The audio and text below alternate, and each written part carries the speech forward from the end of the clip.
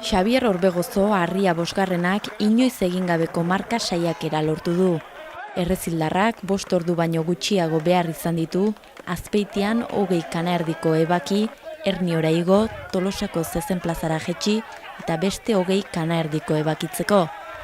Erronka 4 ordu 59 minutu eta 35 segundutan amaitzea lortu du. Eta horri esker 6.000 euro irabazi ditu. Bueno, enpresabentzik gorra izen da, aizkoago lanak eta bastante txukun dinditu aurreneko, gero mendin lokatza asko zegoen, bolak hilo zeizkit, jarki sufritu etorri naiz, baina bueno, gero hemen bildurra ondilean dekan, baina bueno, hemen ritmo bat hartuet eta margen pixka banekan eta sartu geha.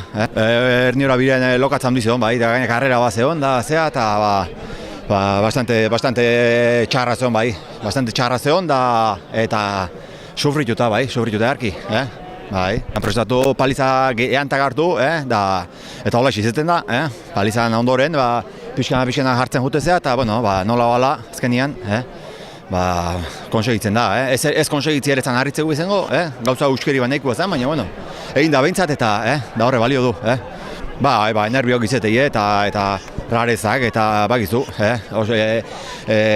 bakizu sufrimentu izugarri bat pasa berrakazula eta baina pasa abintzat eta, a ber, oain relajatu eta deskansatu pixkat,